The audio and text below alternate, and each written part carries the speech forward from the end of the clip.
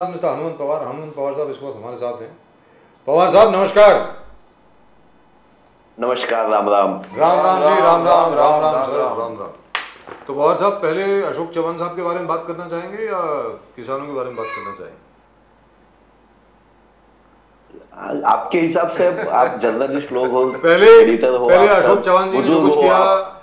पहले अशोक चौहान जी ने जो कुछ किया उसको एक दो मिनट में निपटा लेते हैं। उसके बाद फिर असली विषय पर आते हैं कि आज की तारीख में दिल्ली की तरफ कूच कर रहे हैं सारे के सारे किसान। लेकिन ये अशोक चौहान साहब ने क्या किया साहब, मैं तो अभी तक सरप्राइज हूँ बड़ा। देखो, मुझे खुद को विश्वास नहीं हो रहा। बहुत मतलब बिल्कुल दिल से बोल रहा हूँ आपको मैं, क्या किया उन्होंने? आपको कुछ मालूम पड़ा क्यों किया? समझ में नहीं आया मुझे। आज जब उनका बीजेपी में प्रवेश हो रहा था तो वो पूरी मीडिया वहां थी। तो हमें लगा कि शायद कुछ तो वो बोलेंगे, क्या वजह रही, किस लिए वो जा रहे हैं। लेकिन वैसा कुछ भी उन्होंने बोला नहीं। वो चले गए बीजेपी में। तो इतने दिन कांग्रेस के वो हमारे बड़े लीडर रह चुके हैं, जमीन से जुड़े हुए लीडर थे। आइडियोलॉजिकल कांग्रेस पर्सन की तौर से हम उनकी तरफ देखते थे। मेरे जैसे नौजवान के लिए वो आइडियल थे। लेकिन शायद बीजेपी से वो डर गए। बीजेपी ने जो ईडी, सीबीआई और बहुत कुछ उनके पीछे लगा के उनको अपने बाजू में कर लिया है, ऐसा अब तक तो दिखता है। जब लड़ने का वक्त आया तो वो बीजेपी में चले गए। मेरे जैसे कार्यकर्ता के लिए बहुत बहुत दुख की बात है। चौहान साहब ने उधर जाना नहीं था। जिस फडणवीस ने नांदेड़ में आके हमारे चौहान साहब को लीडर नहीं, ये डीलर है, ऐसा कहा था, उनके साथ न जाने आज हमारे चौहान साहब के साथ आज फडणवीस साहब ने की कौन सी डील हो गई। दोनों में से एक ने तो बताना है। फडणवीस साहब ने तो बताना है कि भाई आपको वो डीलर लगते थे, एक दिन में आपके लिए वो लीडर कैसे हो गए। तो देखेंगे आगे जाके। बट पवार साहब, एक चीज है, चौहान साहब इनफॉर्मली बोले कि the Congress is not prepared itself for 2024। Congress ने कोई तैयारी नहीं किया 2024 में लोकसभा में प्राइम मिनिस्टर मोदी के मुकाबला करने के लिए। नाउ ये एक चीज है, the reflex on leadership of Rahul Gandhi, Mallikarjun खड़गे।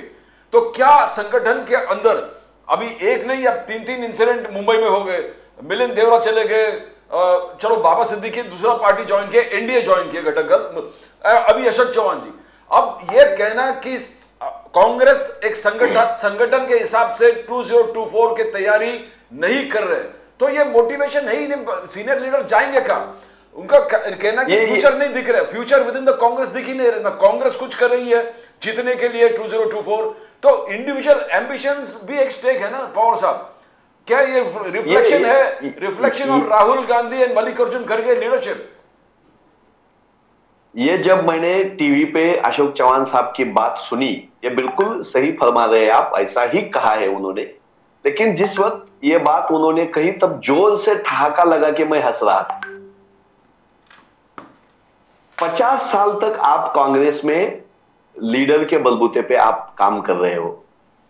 आप 2 बार यहां सीएम रह चुके हो जी। आप लगभग 15 साल मिनिस्टर रह चुके हो जी। आप महाराष्ट्र प्रदेश कांग्रेस के अध्यक्ष रह चुके हो। आप सीडब्ल्यूसी के मेंबर हो। आप महाविकास आघाड़ी की सीट शेयरिंग की जो कांग्रेस की कमेटी है, उसमें 2 आपसे भी बुजुर्ग सीनियर सीएम लोगों को छोड़ के आपको वहां पार्टी ने बिठाया। तो पार्टी 2.0 के लिए तैयार नहीं है, इसका सबसे ज्यादा हिस्सा चौहान साहब की लीडरशिप पे ही जाएगा। फिर तो आप ही हमारे लिए पार्टी थे, आप ही हमारे लीडर थे, आपको ही आगे करके हम जैसे छोटे कार्यकर्ता लड़ रहे थे। तो मैं ज्यादा नहीं बोलूंगा उनकी लीडरशिप के ऊपर, वो मेरा अधिकार नहीं है। लेकिन जो कुछ भी कमियां 2.0 को लेके चौहान साहब बोल रहे हैं, वो पूरी जिम्मेदारी चौहान साहब की खुद की थी। इतने बड़े लीडर वो हमारे पार्टी में रह चुके थे। इसका प्रभाव क्या पड़ेगा सर पार्टी पे? कुछ भी नहीं। कुछ भी नहीं?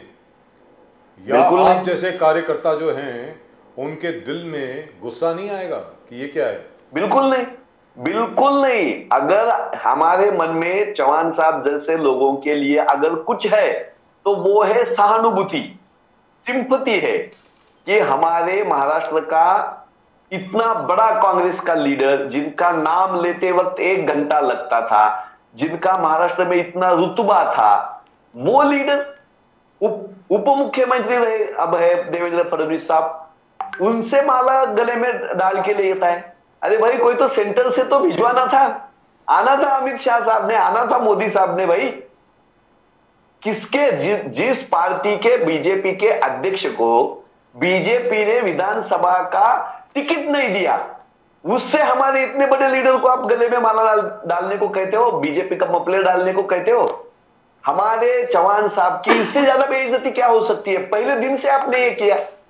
जो फडणवीस साहब कहते थे कि ये लीडर नहीं डीलर नहीं है, मेरी तो मालूमात ऐसी है कि कल ही उनका प्रवेश होने वाला था, लेकिन मैं देवेंद्र फडणवीस साहब के हाथ से मैं नहीं करूंगा प्रवेश, कोई तो ऊपर से आना चाहिए, ऐसा कह के बैठे थे चौहान साहब। लेकिन बीजेपी वाले हैं वो, चौहान साहब का जो कांग्रेस में रुतबा था, उनकी जो कमांड थी, उनका जो मान था वहां, वो बीजेपी में अब नहीं है। उनके बाजू में बैठे हुए प्रताप पाटिल चिखलीकर, जिन्होंने अशोक चौहान साहब पे घिलौने, मैं बिल्कुल जिम्मेदारी से मैं शब्द का इस्तेमाल करता हूं, घिलौने आरोप लगाए थे, उनको भी बाजू में बिठाया बीजेपी ने। और जिस फडणवीस साहब ने डीलर है ये ऐसा कहा था, उनके हाथ से प्रवेश दिया। उस प्रदेश अध्यक्ष से बीजेपी की माला डलवाई हमारे साहब के गले में, जिसको बीजेपी ने खुद ने विधानसभा का टिकट नहीं दिया था। तो जो चौहान साहब महाराष्ट्र के कांग्रेस की मिनिस्ट्री वो तय करते थे, प्रदेश कांग्रेस की पूरी आइडियोलॉजी क्या होनी चाहिए, पूरा लड़ने का तौर तरीके क्या होने चाहिए, कौन किस पद पर बैठना चाहिए, ये सब अशोक चौहान साहब तय करते थे। इतने बड़े लीडर को इस तरह से वहां बैठना पड़ेगा। हमारे मन में अगर उनके लिए कोई है तो वो सहानुभूति है, सिंपैथी है। हमें गुस्सा बिल्कुल नहीं आता, हमें बुरा भी बिल्कुल नहीं लगा। हम तो राहुल जी को देख के कांग्रेस में है। ये आज गए हैं, बाबा सिद्दीकी परसों गए, उससे पहले मिलिंद देवरा गए, उससे पहले विखे पाटिल भी जा चुके हैं, हर्षवर्धन पाटिल उनके पीछे बैठे थे, वो भी जा चुके हैं। तो ऐसे लीडर लोगों को जो आइन मौके पे जब लड़ना है, हमारे ऊपर कोई तो एलिगेशन करता है, हमारी पार्टी के ऊपर, मेरे पिताजी से मुझसे लेके मेरे बच्चों तक जिस पार्टी में काम किया है उसके ऊपर एलिगेशन होता है, तब लड़ने की बजाय पीछे दौड़ जा रहे हो, भाग रहे हो। ऐसे लीडर यहां रहे क्या और नहीं रहे क्या, हम राहुल जी को देख रहे हैं। हनुमंत पवार साहब, ये सामने आपके पास चैलेंज है कि ये 52, 53 से 270 प्लस आप कैसे पहुंचाए? क्या ये कोई रोड मैप आपके पास तैयार है? बिकॉज बड़े बड़े सीनियर लीडर्स मोटिवेटेड नहीं है, वो लीडरशिप को देख के वो बोल रहे कि हम फिर और 10 और 5 साल को हम लोग न्याय कैसे देंगे? जैसे जब अजित पवार छोड़ के आए थे, बोला हमको लोगों को न्याय देना है, हमारे पास जो लोग आते हैं उनके लिए हमको काम करना है, उनके लिए हमको न्याय दिलाना है। ये बार बार ऑपोजिशन में रह के न्याय कहां से देंगे? तो ये क्या है? लीडरशिप में डेफिसिट है, लीडरशिप में विश्वास नहीं है। ये बिल्कुल उनको लगा कि 53 270 होगा ही नहीं, और कितने साल इंतजार करेंगे? मुझसे ज्यादा आपको भी पता है कि ये न्याय देने की बात, कार्यकर्ताओं को न्याय देने की बात, लीडरशिप पे सवाल उठाना, ये सब कहने वाली बातें हैं। असल बात तो ये है कि ईडी, सीबीआई से लेके अलग अलग केंद्रीय संस्थाओं ने जो इनको डर लगाया है, ये डरने वाले लोग हैं। इन्होंने रास्ते पे उतर के, मोर्चा करके, आंदोलन करके, जिंदाबाद का नारा लगा के, आइडियोलॉजी का पॉलिटिक्स करके, जेल में जाके इन्होंने कुछ भी पॉलिटिक्स किया नहीं है। जेल बुरी जगह नहीं होती, अरेस्ट किया तो हर वक्त बुरा नहीं होता। गांधी जी जेल जा चुके हैं, नेहरू जी जेल जा चुके हैं। राम मनोहर लोहिया तो कहते थे कि 3 बातों पे पॉलिटिक्स टिका है, एक है संगठन पे, दूसरा है आपकी विचारधारा पे, और तीसरा होता है जेल पे। जो जेल में जाने के लिए डरते हैं वही बीजेपी जाते हैं। हमारे महाराष्ट्र पे तो अब लोग कह रहे हैं भ्रष्टाचार्यांची एकच जागा भारतीय जनता पक्ष। जो जो भ्रष्टाचारी है वो अब जाके बीजेपी में बैठ रहे। अब मैं तो एक हाथ की भी उंगलियां मेरी कम पड़ जाएगी, 2 हाथ की हो जाएगी। डॉक्टर विजय कुमार गावित, छगन भुजबल, सुनील तटकरे, नारायण राणे, अजित पवार, हसन मुशरीफ, कितने नाम बताऊं। तो जो डरते हैं कि हमने सत्ता में रहते वक्त अगर कुछ बुरा काम किया है और उसका जवाब हमें देने को नहीं आता, तो सीधा उठ के बीजेपी में जा रहे हैं। ये भली बात जनता जानती है। बीजेपी का कहना था कि कांग्रेस में जब तक अशोक चौहान था तो आप लोग कह रहे थे कि बहुत साफ आदमी है, क्लीन आदमी है, उनको हैरेस कर रहा, opposition is being targeted. Rahul Gandhi ji बार बार जो उनका कहना था कि ऑपोजिशन इज बीइंग टारगेटेड, तो बीजेपी का कहना था अशोक चौहान जी जब आपके पास था तो साफ था, धुला हुआ था, और हमारे पास आ गए तो आप एक्यूज करने लगे कि करप्ट वहां पर चले गए। तो ये कहा, ये इंसाफ नहीं। ये तो अब हमने पूछने का वक्त है कि जब अशोक चौहान साहब कांग्रेस में थे तो वो घोटालेबाज थे, तो वो डीलर थे, एक ही दिन में वो राष्ट्रभक्त कैसे हो गए? ये सवाल तो फडणवीस ने लेना है। जी, जहां तक के फार्मर्स का सवाल है उसके बारे में जरा बताएं सर। अभी जो किसान आ रहे हैं दिल्ली की तरफ जो कूच कर रहे हैं, उस विषय में जरा बताएं। ये सेंट्रल गवर्नमेंट का किसानों के ऊपर जो पिछले 9 साल से जो अत्याचार चल रहा है, जो अन्याय चल रहा है, उसकी हुंकार हमने 2 साल पहले भी देखी थी, अब भी हम देख रहे हैं। ये तो दिल्ली में शुरू है, पंजाब से किसान आ रहे हैं, एमएसपी की मांग कर रहे हैं, खाद की कीमतें बढ़ रही है, गलत जीएसटी का सबसे ज्यादा अगर किसी को परेशानी हो रही हो तो किसानों को हो रही है।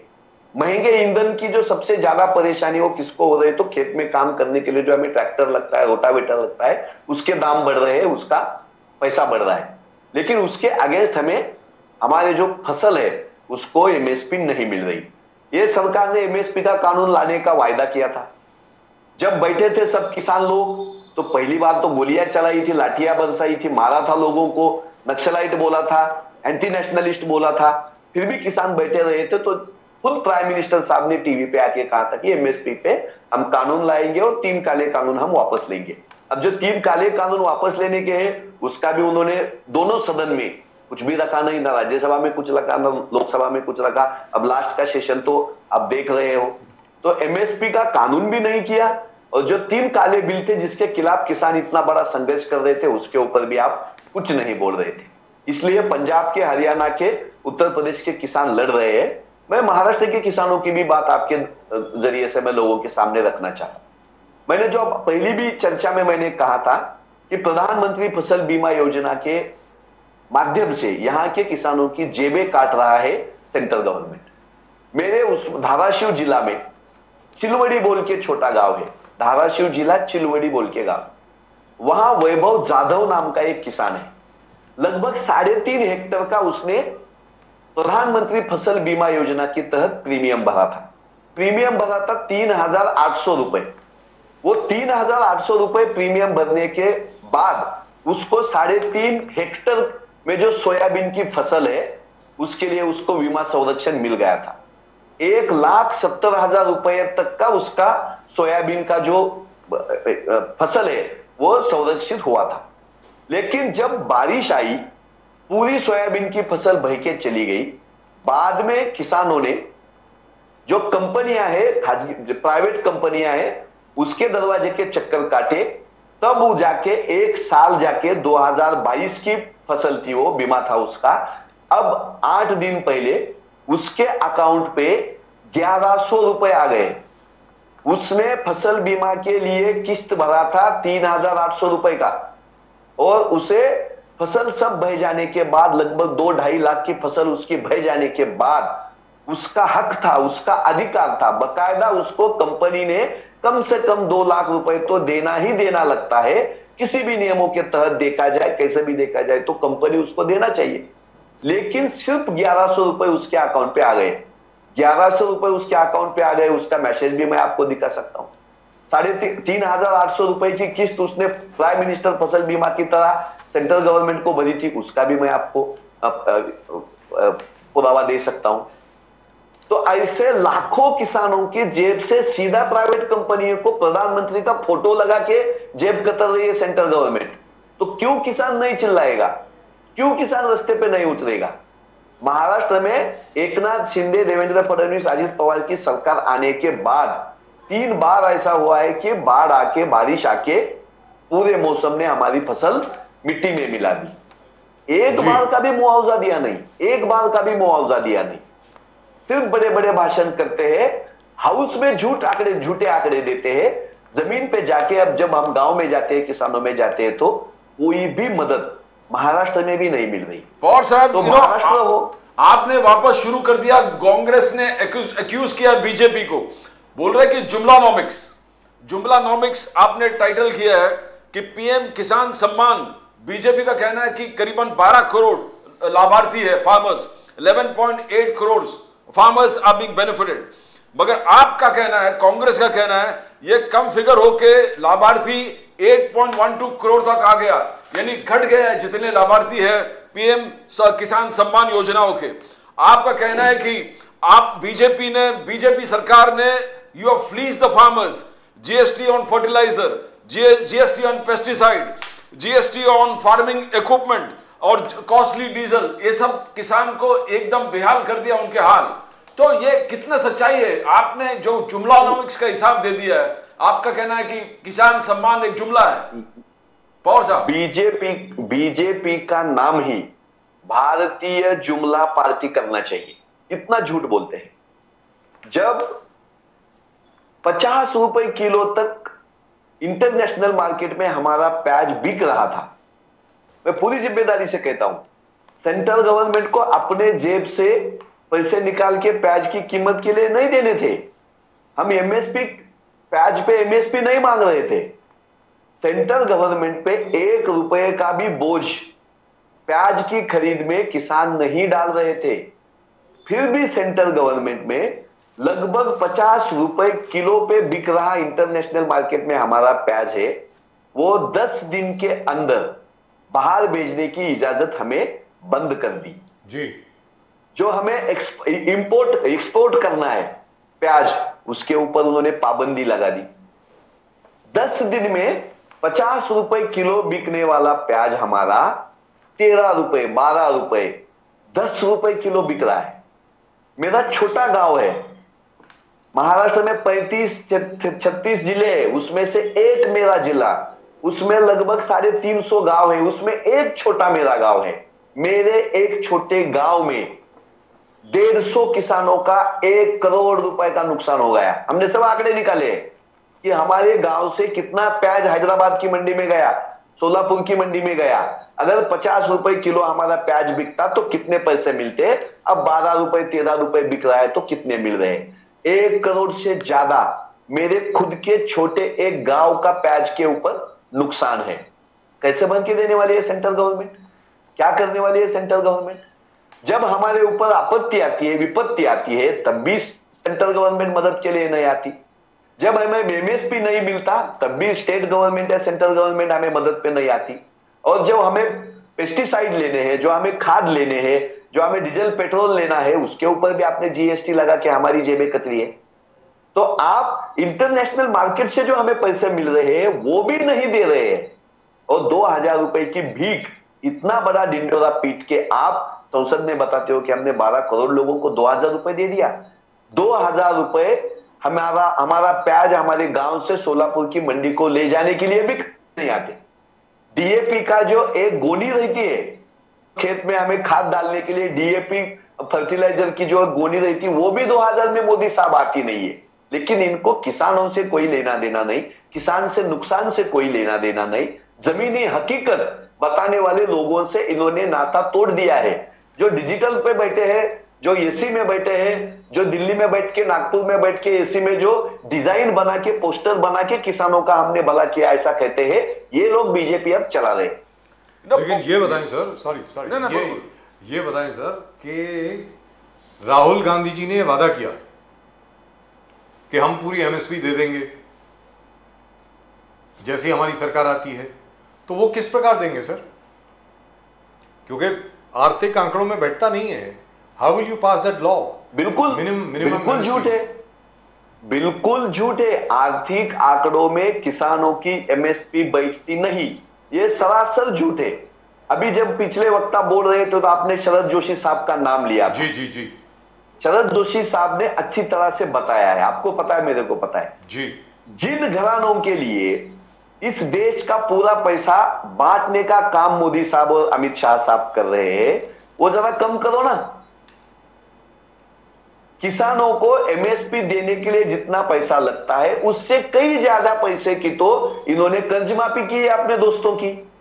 तो भाई ये प्राइवेट लोगों को, जो बड़े बड़े उद्योगपति है उसमें भी 1, 2, 3 ही ज्यादा से ज्यादा, उनके ऊपर जो आप सहूलत दे रहे हो, उनके टैक्स की जो कटौती कर रहे हो, उस पर जरा ध्यान दीजिए।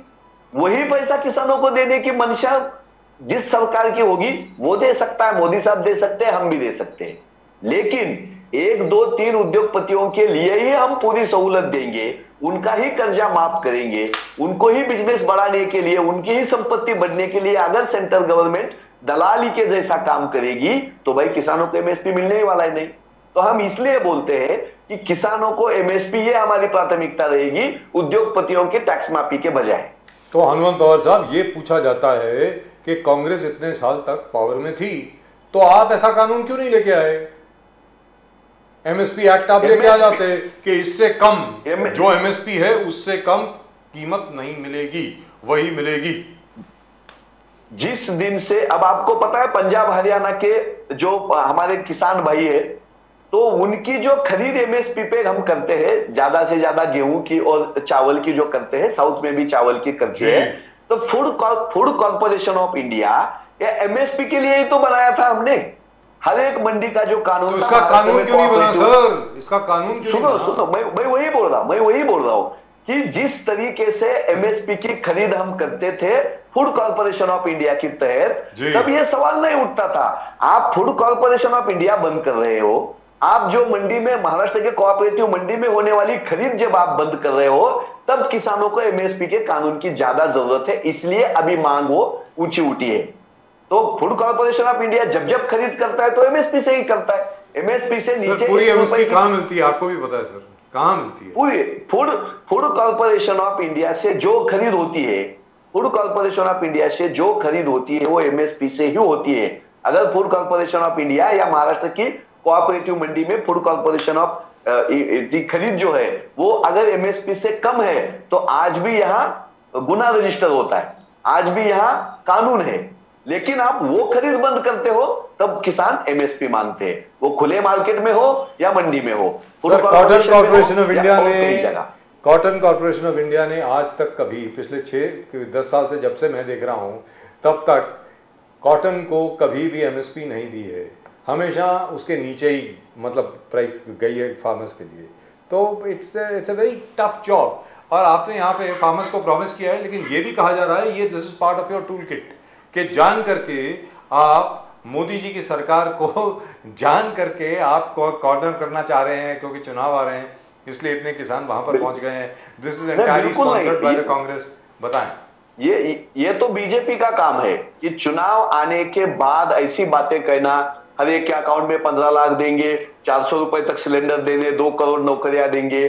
चुनाव आने के बाद ऐसी बड़ी बड़ी बातें करना तो बीजेपी की पहचान है। हम तो जो वादे करते, आपने कर्नाटक में देखा, आपने तेलंगाना में देखा, दे दिया हमने कर्नाटक में महिलाओं को। हमारे बिजली के लिए हमने जो वायदे किए थे, नौकरियों के लिए जो वायदे किए थे, फूड कॉर्पोरेशन ऑफ इंडिया का देखा आपने। कर्नाटक गवर्नमेंट को अनाज खरीदने के लिए सेंट्रल गवर्नमेंट क्यों आड़े आ रहा है? क्योंकि हमने जो वहां कहा था लोगों को वो हम कर रहे हैं। तो हम तो जो कहते हैं वो करने जा रहे हैं। पवार साहब, मोदी जी का कहना है कि मोदी जी का गारंटी, यानी गारंटी पूरे होने वाले गारंटी। और उन्होंने कहा कि हमने 2014 में जो भी हमने कसम खाए थे, वादा किया था, उसको हमने निभाया। उन्होंने प्योर वाटर, प्योर पानी, हर घर नल से जल प्रॉमिस किया था 2014 में।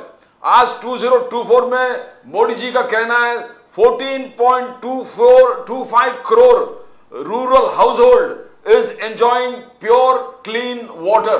और ये एक उदाहरण है, जो रिपोर्ट कार्ड बहुत लंबा है, हर घर शौचालय, हर घर नल से जल, पीएम के समान। अभी सिर्फ पानी के बात किया उन्होंने। आज आगे जाके बोल रहे कि कांग्रेस काल में लूट और फूट, सत्ता में रहेंगे तो लूटो और सत्ता में नहीं रहे तो फूटो, जो अभी आप लोग कर रहे, उनका एक्यूजेशन है कांग्रेस का। जो आप पूरे देश में डालना चाहते हो, कभी नॉर्थ साउथ डिवाइड करते हो, कभी फार्मर्स को उत्तेजित करके आगे भड़काते हो। तो ये लूट और फूट की राजनीति कांग्रेस का राजनीति है। पवार साहब नहीं, अब इसमें सच्चाई तो आपको भी पता है कि मोदी साहब की गारंटी जो भ्रष्ट लोग हैं उनको हम क्लीन करके भारतीय जनता पार्टी की वॉशिंग मशीन में डाल के एक ही झटके में 10 मिनट का प्रेस कॉन्फ्रेंस होता है, एक गमजा गले में डालते हैं, फटके से वो क्लीन हो जाता है। ये मोदी साहब की गारंटी है, हम इस गारंटी को मानते हैं। दूसरी गारंटी है कि किसानों को भड़काते हैं, युवाओं को भड़काते हैं।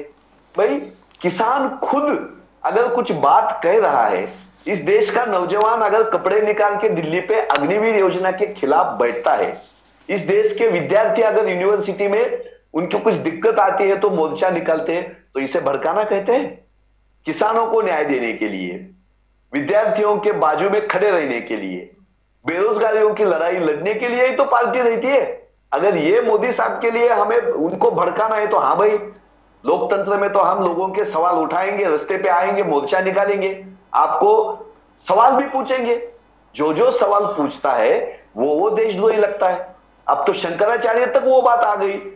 हमारे आईटी में जो बैठे हुए ट्रोलर्स है सब सोशल मीडिया में, उनको तो शंकराचार्य भी देशद्रोही लग रहे हैं। कभी किसान देशद्रोही लगते हैं, कभी जेएनयू के विद्यार्थी देशद्रोही लगते हैं, हमारे पूना यूनिवर्सिटी के विद्यार्थी भी इनको देशद्रोही लग रहे हैं, निखिल वागले साहब जैसे बड़े जर्नलिस्ट भी इनको अब देशद्रोही लग रहे हैं। उनके लोग रास्ते पे उनको मॉब लिंचिंग करने की कोशिश कर रहे थे, हमने बचाया वहां खड़ा रह के। तो बात करनी नहीं, लोगों के सवाल उठाने नहीं, सरकार को कटघरे में खड़ा करना ये गुनाह है। हम लोकतंत्र में रहते हैं या कहीं तानाशाह के नीचे हम काम कर रहे हैं? पवार साहब, आपने आज देखा कि प्राइम मिनिस्टर मोदी आज अबू धाबी में है। प्राइम मिनिस्टर मोदी आज अबू धाबी में है, वहां सबसे बड़ा टेंपल, हिंदू टेंपल का उद्घाटन वहां कर रहे हैं। सब ये तो हिंदू टेंपल है जो इंडिया के बाहर, सब देश के बाहर सबसे बड़ा टेंपल है, जो अबू धाबी में आज इनॉग्रेशन हो रहा है। आगे जाके मोदी साहब जब हिज हाइनेस यूएई के प्रेसिडेंट MBZ से मिला, जो अध्यक्ष है, प्रेसिडेंट है वहां, राष्ट्रपति है, तो उनको भारत रुपए का कार्ड दे दिया, भारत रुपए।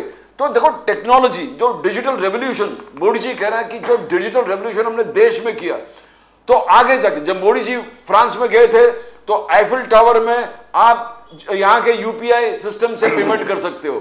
तो एक डिजिटल रेवोल्यूशन, ये जो राजीव गांधी जी, और बार बार मोदी जी, राजीव गांधी जी पार्लियामेंट में भी कहा कि राजीव गांधी जी कहते थे कि डिजिटल 100 रुपया भेजता हूं तो 15 रुपया लाभार्थियों को पहुंचता है, 85 रुपीज बीच में खो जाता है। तो क्या आपको नहीं लगता जो बीजेपी का बार बार कहना है कि हमने देखो एक डिजिटल रेवोल्यूशन पूरे देश में पैदा कर दिया है, तो how do you see that? Technology, science, digitalisation, इस पे तो मोदी साहब का हक ही नहीं बनता बात करने का। अगर इनको साइंस की, टेक्नोलॉजी की इतनी पड़ी है तो इंडियन हिस्ट्री कांग्रेस इन्होंने बंद गिरा दी, बंद पाड़ दी। इंडियन हिस्ट्री कांग्रेस की जरूरत नहीं बोले। इनके मिनिस्टर लोग वहां जाके गटर से गैस निकाल रहे थे, वहां जाके गोमूत्र पे और गाय का जो गोबर रहता है उसके ऊपर टेक्नोलॉजी होनी चाहिए, उसके ऊपर संशोधन होना चाहिए, रिसर्च होना चाहिए, ऐसी बातें करने वाले लोग हैं। राजीव गांधी साहब जब कंप्यूटर की बात करते थे, IT की बात करते थे, तो ये लोग बैलगाड़ी का मोर्चा लेके संसद में आते थे। ये कहते थे कि जब कंप्यूटर आ जाएगा तो लोगों की नौकरियां चली जाएगी, ऐसा बोल के इनके जो आका है, जिनको इन्होंने अभी भारत रत्न दिया है, वो लोग बैलगाड़ी का मोर्चा लेके जाते थे। साइंस टेक्नोलॉजी का तो पूरा क्रेडिट कांग्रेस का है। अब दूसरों का क्रेडिट खाने के लिए बीजेपी में अपने इधर भी क्रेडिट खाने के लिए माहिर है, कांग्रेस का क्यों नहीं खाएंगे ये क्रेडिट? अगर इनको इतनी पड़ी है साइंस और टेक्नोलॉजी की, तो इंडियन हिस्ट्री कांग्रेस को उनको पैसा देने के लिए बोलिए। रिसर्च में जो हमारे देश की आज की जो अवस्था है वो किसी भी दूसरे दुनिया के देश से बदतर अवस्था है। जब हमने मंगलयान भेजा था, चांद पे यान भेजा था, तब हम कितने लोग बड़े हर्षोल्लास से, जब चांद पे हमारा यान गया था तो कितने हर्षोल्लास से हम लोग सब खुश हुए थे। लेकिन वहां इसरो के लोगों को जब पैसे देने के लिए नहीं, पगार देने के लिए नहीं है, तब हमारे जो वहां के जो साइंटिस्ट थे वो आवाज उठाते तो बहुत बड़ा दर्द होता है। तो मोदी साहब को बाहर के देश में जाके इंडियन टेक्नोलॉजी में, इंडियन रिसर्च में अगर बात करने का हक अगर उनको चाहिए तो हमारे रिसर्च क्या कह रहे हैं उनको देखिए। हर एक यूनिवर्सिटी में रिसर्च फेलोशिप में 80% कटौती यही सरकार ने लगाई है। वुमेन एंड रिसर्च डेवलपमेंट ने पूरी यूनिवर्सिटी की रिसर्च की जो फेलोशिप है उसमें कटौती की है। तो भाई आप बाहर जाके एक बोलते हो और देश में आके आपकी जो कृति है, जो काम है आपका, वो बिल्कुल अलग रहता है। Pawar sahab, we want to be convinced, Pawar sahab आप तो एक डाई हार्ड कांग्रेस के एकदम यूथ लीडर है, आप you believe in your party, आपको लगता है कि 2024 हासिल होगा, जीतेंगे और मोदी जी को आप बाहर कर देंगे। But everybody wants to know ये 53 से 272 आप पहुंचेंगे कैसे? 2 महीने आपके पास है, 2 महीने आपके पास है, ये नहीं आप समझो T20 मैच जैसे है कि आपको हर बॉल में छक्का मारना पड़ेगा। तो ये कैसे? और फिर आप देख रहे हो कि दिग्गज नेता धीरे धीरे बिखर रहे, इंडिया अलायंस बिखर रहे, ममता बनर्जी आउट, नीतीश कुमार आउट, केजरीवाल इधर नहीं उधर नहीं, इस प्रकार से साउथ में YSR KCR, आपने जबरदस्त आपके वहां पर आंदोलन चल रहे हैं YSR KCR के खिलाफ, गाड़ी में पत्थर वत्थर मारना। तो आप कैसे हासिल करोगे 272 प्लस टारगेट, कैसे हासिल करोगे? बिकॉज देश को हाँ बोलिए 2024 का चुनाव ये किसी पार्टी का चुनाव है, ये किसी लीडर का चुनाव है, ऐसा समझ के सब जर्नलिस्ट लोग बातें करते हैं। आपने की हुई बात भी वैसी ही है, मैं दुर्भाग्य से कहता हूं। ये चुनाव अब किसी पार्टी का नहीं रहा, ये चुनाव किसी लीडर का नहीं रहा, ये चुनाव किसानों का हो गया, ये चुनाव लोगों का हो गया। महंगाई से जूझती हमारी किचन में बैठी हुई जो माँ है उसके हाथ में गया है, बेरोजगारी से तड़पता हमारा जो नौजवान है उसका चुनाव है। इसलिए तो बीजेपी वाले बौखला के राम मंदिर पे भी छोड़ दो, कांग्रेस को नेता को भी नहीं छोड़ रहे, अब की बार 400 पार का नारा देते हो और मंदिर का पॉलिटिक्स करते हो। भगवान राम को आप लेके आते हो पॉलिटिक्स में, अब की बार 400 पार का नारा देते हो और अशोक चौहान जैसे लीडर को आप लेते हो। जिस नीतीश कुमार को दरवाजे बंद हो गए थे ऐसा कहते हो, उनको आप पीछे दरवाजे से अंदर लेके आते हो। तो ये बौखलाहट किसकी है? ये क्या दर्शाता है कि भारतीय जनता पार्टी को पता है उनके अंदर के जो सर्वे है जो उनके लोगों ने उनके लिए किए हैं उसमें भी पता चल रहा है कि बीजेपी पीछे है, बीजेपी हारने वाली है। बीजेपी चुनाव में, अब लोकसभा चुनाव में पुराने वादों पे बीजेपी के लोग विश्वास नहीं रखने वाले हैं। ये 2024 का चुनाव लोगों ने अपने हाथ में लिया है, वो जिता के देंगे लीडर को। लीडर ने अब लोगों को कुछ देने वाले, जो देने वाले लीडर है उनके पास कुछ रहा ही नहीं बीजेपी में जाने के सिवा, वो जा रहे, भाग के जा रहे। उनके बलबूते पे हिंदुस्तान की जनता नहीं है, जनता ने, यहाँ की किसान ने, यूथ ने, यहाँ की महिलाओं ने अपने हाथ में ये चुनाव ले लिया है। पवार साहब, राहुल गांधी जी ने 2-3 अहम मुद्दे उठाए। वन इज जातीय जनगणना, जातीय जनगणना जरूरी है। सेकेंड, उन्होंने कहा कि मैं वो 50% का लिमिट उसको बढ़ा दूंगा ताकि और भी लोग रिजर्वेशंस के इसमें एकोमोडेट कर रहे हैं। और महाराष्ट्र सरकार इसे जूझ रहे, ये इसको सॉल्व कर नहीं पा रहे। कभी जरांगे पाटिल जी, कभी भुजबल साहब, आप solve, BJP is not able to solve it. Rahul Gandhi कह रहे हैं कि मेरे पास सॉल्यूशन है, immediately my government will increase the cap, 50% से ऊपर जाएंगे। तो आज एमएसपी फार्मर्स में राहुल गांधी जी ने कहा I got a solution, immediately coming on power, मैं एमएसपी डिटरमाइन करूंगा, तुरंत कर दूंगा। आगे जाके बहुत इंपॉर्टेंट राहुल गांधी जी आज कहा कि ये गवर्नमेंट जो है, सरकार कॉन्ट्रैक्ट लेबर को प्रमोट कर रहा है, contract labour is being promoted. Adivasi, SC ST OBC ये सब भाग कॉन्ट्रैक्ट लेबर में है, जिनको एक्चुअल रिक्रूटमेंट होना था 30% गवर्नमेंट जॉब्स, अब कुछ नहीं हो रहा, गवर्नमेंट कॉन्ट्रैक्ट। आदिवासी, SC ST OBC ये हेल्थ सेक्टर में नहीं है, कोर्ट जुडिशरी में नहीं है और मीडिया में भी नहीं है। ये राहुल गांधी जी का आरोप है। तो इट इज एक्चुअली इफेक्टिव। आप इसको कैसे देखते हो? एक बात तो है कि महाराष्ट्र में जो मराठा रिजर्वेशन को लेकर जो बड़ा आंदोलन चल रहा था, आपने भी कवर किया, हमने भी बहुत सारी बातें उसके ऊपर की है। तो पहले दिन से AICC का कहना है, राहुल जी का कहना है, हमारी पार्टी का कहना है। अब आज जो बीजेपी ज्वाइन किया अशोक चौहान साहब ने, उन्होंने भी यही, कांग्रेस में जब थे वो तो यही कहा था कि रिजर्वेशन की जो 50% की लिमिट कॉन्स्टिट्यूशन में है वो हमें बढ़ानी पड़ेगी। ऑल इंडिया कांग्रेस कमेटी की जो हैदराबाद में बैठक हुई थी, वहां भी हमने ये नोटिफिकेशन जारी किया कि जब हम सरकार में आएंगे तब हम 50% का रिजर्वेशन की मर्यादा हम बढ़ाएंगे। राहुल जी वही बात कह रहे हैं। जब तक हम 50% की कॉन्स्टिट्यूशन की लिमिट आगे नहीं जाते उसके आगे, तब तक महाराष्ट्र में जो आंदोलन मराठा कम्युनिटी का चल रहा है, या गुजरात में जो पाटीदार का आंदोलन है, आंध्र प्रदेश में कापू कास्ट का जो आंदोलन है, गुर्जर है राजस्थान में, ऊपर मीना कम्युनिटी है, तो इन सब कम्युनिटी को अगर हमें रिजर्वेशन देना है तो हम 50% के लिमिट के अंदर अगर रिजर्वेशन देंगे तो ऑलरेडी 50% में जो ओबीसी कम्युनिटी है उनके ऊपर अन्याय होने की गुंजाइश है। तो ऐसा नहीं होना चाहिए। अगर किसी जाति को न्याय देना है तो इसका मतलब ये नहीं कि दूसरी किसी जाति को के ऊपर अन्याय किया जाए। तो ये सबसे सही तरीका है कि महाराष्ट्र में मराठा कम्युनिटी को अगर रिजर्वेशन मिलना है तो हमें सबसे बड़ी अड़चन ये है जो 50% की लिमिट है। कुछ भी करके महाराष्ट्र में मराठा कम्युनिटी का आरक्षण दिया तो कोई तो उठ के कोर्ट में जाता है, सुप्रीम कोर्ट में, और कहता है कि ये कॉन्स्टिट्यूशन के खिलाफ है। और कोर्ट कॉन्स्टिट्यूशन का के खिलाफ अगर कोई बात जाती है तो वो नहीं ये करते। तो इसीलिए तो 2 बार दिया हुआ मराठा आरक्षण नहीं चल पाया था, नहीं टिक पाया था कोर्ट में। तो राहुल जी बिल्कुल सही कह रहे, 50% की लिमिट हटानी पड़ेगी। तो ये बात तो हम सबको बोलिए। मैं एक तो खड़गे साहब ने भी आज एक्यूजेशन जो किए बीजेपी सरकार पे, उन्होंने बहुत गंभीर आरोप लगाया कि 185 लाख करोड़ का कर्जा है। सरकार ने, बीजेपी सरकार ने 185 लाख करोड़ का कर्जा इस देश पे बना के रखा है। SC/ST OBC operation 30 lakh government jobs अभी तक फुलफिल नहीं किया। खड़गे साहब का कहना है 30 लाख गवर्नमेंट जॉब अभी तक फुलफिल नहीं किया, आपने पूरा नहीं किया।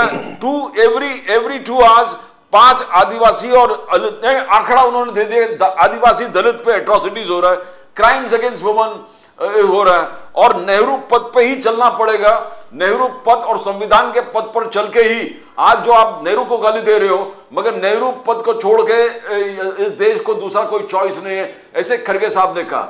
जब उस पर ध्यान थोड़ा लाइट डालेंगे, बिकॉज ये नेहरू जी पे जो आलोचना कर रहे थे खड़गे साहब and Congress have come full support कि only the Nehru model can save the country.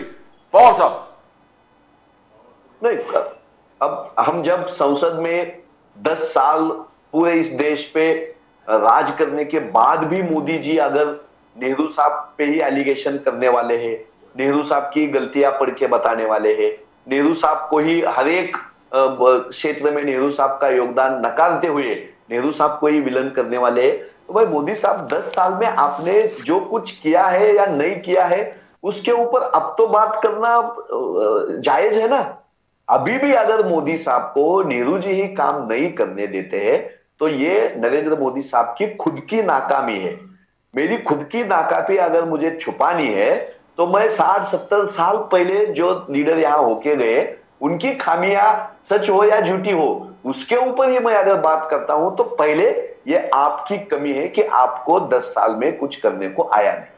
SC/ST community पे पिछले 60 साल में एट्रोसिटीज नहीं हुई, इतनी एट्रोसिटी बीजेपी के राज में, और जहां स्टेट गवर्नमेंट भी बीजेपी का है, सेंटर में भी बीजेपी है, वहां सबसे ज्यादा हो रही है।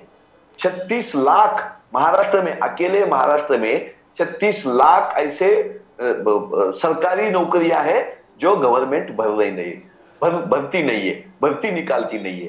36 लाख में से 50% तो SC/ST OBC को मिलने वाले हैं। 16 लाख लोगों को महाराष्ट्र गवर्नमेंट नौकरियां नहीं दे रही जो उनके हक की बात है। तो मोदी गवर्नमेंट हो या जहां जहां मोदी जी का डबल इंजन का गवर्नमेंट हो, चाहे उत्तर प्रदेश हो या हमारे जैसा महाराष्ट्र हो, वहां दलित, आदिवासी, किसान, पिछड़ों पे अत्याचार हो रहा है। यहाँ की महंगाई कम नहीं हो रही, बेरोजगारी बढ़ती जा रही। तो इससे ध्यान अगर हटाना है तो नेहरू जी पे जाना। महाराष्ट्र में मराठा रिजर्वेशन का क्या हो गया इस पे नहीं मोदी साहब बोलते। 10 बार महाराष्ट्र में आके गए मोदी साहब जब मराठा रिजर्वेशन का आंदोलन चल रहा था, एक बार भी उन्होंने बात नहीं की। और बात क्या कर रहे रिजर्वेशन पे, नेहरू साहब का ही रिजर्वेशन को विरोध था। भाई इंडियन कॉन्स्टिट्यूशन की जो प्रियम्बल है वो प्रियम्बल नेहरू जी के विचारों का, उनके काम का अहम हिस्सा रह चुकी है। उसमें साफ तौर से सामाजिक न्याय की बात कही है। 2 साल लगभग कॉन्स्टिट्यूशन असेंबली में सब हिंदुस्तान के बैठे हुए दिग्गज लोग चर्चा करते थे, वाद विवाद, सलाह मशवरा करके हमने कॉन्स्टिट्यूशन बनाई है। सोशल जस्टिस नेहरू साहब के पॉलिटिक्स का सबसे अहम हिस्सा रह चुका है, वही मोदी साहब को खटकता है। इसलिए झूठ पे झूठ, झूठ पे झूठ, झूठ पे झूठ वो बोल रहे हैं। राइट। हनुमंत पवार साहब, बहुत बहुत धन्यवाद आपका हमारे साथ जुड़ने के लिए। हमारी शुभकामनाएं आपके साथ हैं, किसानों के साथ हैं। मैं उम्मीद करता हूं कि जो भी किसानों की मांगे हैं वो पूरी कर देंगे, भले जो भी सरकार हो, मोदी जी की सरकार हो, आपकी सरकार हो, जिस मर्जी की हो। किसान हमारा अन्नदाता है, जो रीढ़ की हड्डी है भारत की, वो किसान है। और एक और चीज प्रदीप जी जो बड़ी अहम है कि कोविड के वक्त मैन्युफैक्चरिंग बंद, इंडस्ट्री बंद, सब कुछ बंद था। जो हमारा जो किसान ही नहीं सर, हमारा जो जीडीपी है, ग्रॉस डोमेस्टिक प्रोडक्ट है, उसको एक लेवल तक रखा सिर्फ और सिर्फ एग्रीकल्चर सेक्टर ने, सिर्फ और सिर्फ हमारे किसानों ने। ये हमें कभी भूलना नहीं चाहिए।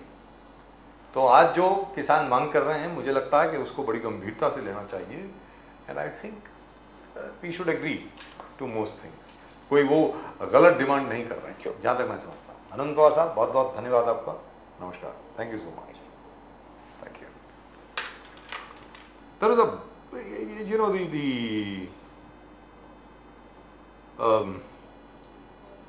I don't really understand what is going on in terms of farmers. Why have they come in just now? Why have they decided to turn up in Delhi just now? I think this has to do with perhaps the Congress's poll strategy. Like we say that BJP should be prepared for everything, the Congress should be prepared for everything, the Congress should be prepared for early elections, the Congress should be prepared for anything that the BJP fires done with. They say मंदिर हो गया, राम मंदिर, exploit करेंगे, election जल्दी बुलाएंगे, you will be prepared for it. Similarly, the BJP has to be prepared for this kind of farmers' protest, even if it is being, fostered or, motivated by the opposition, that is Congress and the allies. Right. And after a long time, we have